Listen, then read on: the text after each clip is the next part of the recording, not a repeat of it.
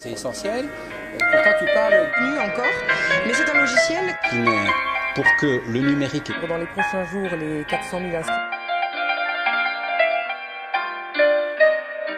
Bonjour Eddie Playfair. Bonjour. Vous êtes principal du Newham Sixth Form College. Voilà. Est-ce que vous pourriez nous dire en quelques mots en quoi consiste votre établissement? Oui, d'abord il faut comprendre qu'il n'y a pas de système britannique à l'éducation, c'est un peu l'anarchie. Mais nous sommes 93 établissements qui s'appellent Sixth Form Colleges. Donc nous sommes plus ou moins des lycées, des établissements de 16 à 18 ans. Ça correspond à peu près à la première terminale en France. La terminale en France, voilà. Une minorité de nos étudiants passeront peut-être 3 ans, même 4 ans avec nous, donc ils auront peut-être 19 ans, même 20 ans avant de partir. Mais la plupart de nos étudiants sont avec nous 2 ans et préparent l'université, préparent la progression vers l'université. C'est un établissement de combien d'élèves? Nous avons plus de 2600 étudiants. Qui préparent à des formations plutôt générales, plutôt Les techniques? deux. Nous avons des sections générales avec un choix immense de sujets différents pour préparer l'université, et aussi des programmes professionnels dans presque tous les secteurs, et eux aussi préparent l'université, parce qu'en Angleterre, l'université a un statut commun, et les universités professionnelles existent au sein des universités générales aussi. Une des particularités de la Grande-Bretagne, pour ce qui est de ces établissements, de ces collèges, c'est que, en particulier, vous avez, vous, chef d'établissement, une autonomie relativement importante, avec comme, je dirais, contrepartie, le fait que vous êtes contrôlé, je crois que vous utilisez le mot, un mot très fort, de façon, je crois que c'est le mot que vous avez dit, extrêmement forte. Oui. En quelques mots, c'est quoi cette autonomie et voilà, c'est quoi ce contrôle? L'autonomie, c'est-à-dire que l'établissement, nous avons une autonomie complète du point de vue de la gestion du budget, les décisions entre les dépenses différentes, le nombre d'enseignants, l'établissement, le développement du site, du campus, les investissements. On peut même prendre des prêts pour investir dans l'établissement. Alors nous sommes financés par l'État à 100%, mais nous avons une complète autonomie au niveau de comment dépenser cet argent, le personnel, les investissements, le numérique, le développement. Quand vous dites le personnel, c'est le salaire des personnels. Oui, nous avons un budget pour le salaire des personnels, mais il fait partie du budget global. Entier. Donc si je voulais dépenser moins, si je voulais recruter moins de personnel, avoir des classes plus grandes, c'est mon choix. Ou des classes plus petites, avoir moins de ressources pour autre chose, c'est notre décision. Et vous avez quand même un comité, une sorte de conseil d'administration. Un conseil d'administration, ce sont des... en fait, les principales sont recrutées par le comité, le conseil d'administration, qui recrute les principales. Et tous les autres employés de l'établissement sont recrutés par moi, mon équipe. C'est un petit peu dans le modèle du fonctionnement des établissements scolaires publics des États-Unis. Oui, un petit peu oui peut-être. Oui. Voilà. Oui. Donc, grande autonomie, un chef d'établissement qui, en fait, pilote, décide de tout, mais des contrôles. Oui. Tout d'abord, l'inspection. L'inspection est très stricte et les résultats de l'inspection sont très publics. Et puis finalement les résultats, la réussite des étudiants, la progression vers l'université, leur valeur ajoutée, l'assiduité, tous ces chiffres, toutes ces données sont très publics et font partie des jugements sur notre succès, notre réussite. Et nous sommes comparés à tous les autres établissements de l'Angleterre, d'une façon très transparente et très publique. Donc la réussite est très importante. Mais cette situation n'entraîne-t-elle pas une forme de compétition? Absolument, oui. Cette compétition est-ce qu'elle permet justement l'amélioration de la qualité de l'enseignement? J'aurais pu dire que nous sommes aussi dans un système très marchandisé de concurrence entre les établissements, où la collaboration inter-institutionnelle n'est pas encouragée, ou est encouragée en principe, mais dans le champ, elle est très difficile, parce que comment collaborer avec les concurrents qui sont en train de recruter les mêmes étudiants que vous? Donc ça rend la vie plus difficile, ça rend la collaboration plus difficile. Mais il y a quand même des moyens de collaborer, mais c'est beaucoup plus difficile que dans un système d'éducation nationale, avec un plan national et une carte scolaire, etc., comme la France. Alors, parlons du numérique. L'image que donne la Grande-Bretagne, des médias en parlent, c'est un petit peu celle d'un pays qui a anticipé, il y a quelques années, la problématique du numérique éducatif, en particulier en mettant en œuvre des plans d'investissement importants. Alors, est-ce que vous pourriez nous dire ce qu'il en est véritablement d'une part, et d'autre part, est-ce que cela s'est limité à l'équipement? Est-ce que la problématique des usages a également été prise en charge par le gouvernement et par les autorités de Grande-Bretagne?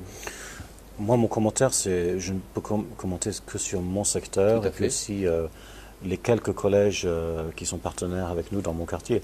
Mais j'ai l'impression quand même que vous avez raison, l'Angleterre a beaucoup investi, les lycées, les collèges anglais ont beaucoup investi dans les équipements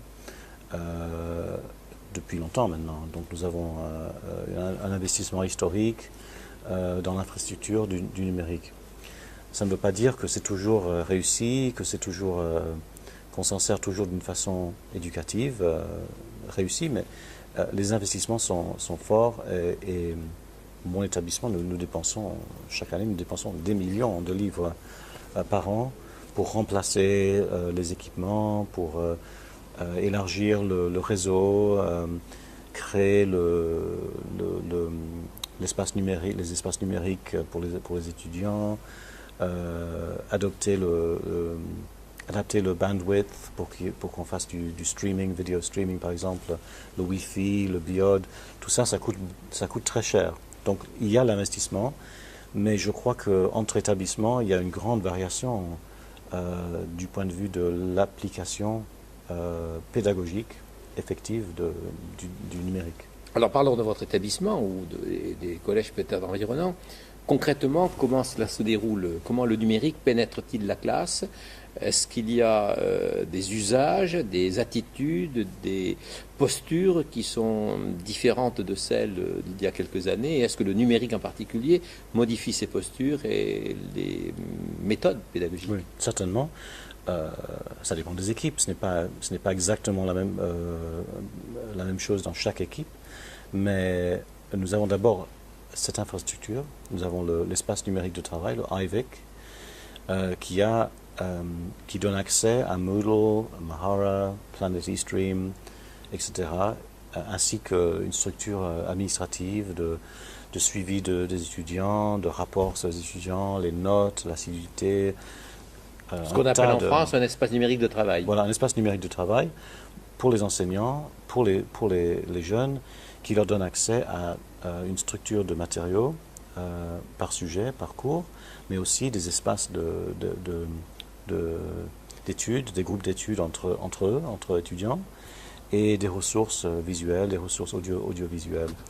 Et nous avons ici une équipe de technologues éducatifs et aussi une équipe de ce que nous appelons les champions de l'apprentissage. Alors c'est quoi ces champions-là? Ces champions de l'apprentissage, ce sont des enseignants. Dans presque chaque équipe, nous avons 14 équipes, donc nous avons 8 ou 10 champions de l'apprentissage qui ne sont pas des managers. Chaque équipe a un manager, ce n'est pas la gestion de l'équipe, mais c'est quelqu'un qui est déjà un enseignant innovateur et qui a la maîtrise d'un tas de compétences pédagogiques, y compris le numérique. Ça fait partie de ses compétences. Et qui encourage, qui fait la promotion d'innovation, de nouvelles technologies, de nouvelles techniques avec leurs collègues, dont le numérique. Mais ce n'est pas seulement le numérique. Ils ne sont pas champions seulement du numérique, ils sont champions d'une pédagogie réussie. Donc, ils travaillent en pair et en groupe avec d'autres enseignants. Ils font partie de la formation continue. Donc, ils auraient des ateliers, des colloques. Ils organisent une partie de la formation continue des professeurs de l'établissement. Donc, et leur rôle, c'est d'encourager et de former et de pousser un petit peu les collègues à expérimenter, à introduire des nouvelles techniques. Donc, le numérique, ça fait une partie, c'est une partie de leur responsabilité. Ils sont enseignants, ils ont un emploi du temps, ils ont des cours, ils ont des étudiants. Et qui les a désignés champions? C'est un poste, ils ont fait une demande, ils ont été interviewés par nous, par l'équipe, la direction. Et il y a certains critères, bien sûr, il faut être déjà un enseignant. Pas surtout l'ancienneté, mais l'expérience et de très bonnes notes dans les observations et une capacité d'enthousiasmer les autres, d'entraîner les autres. Voilà. Donc,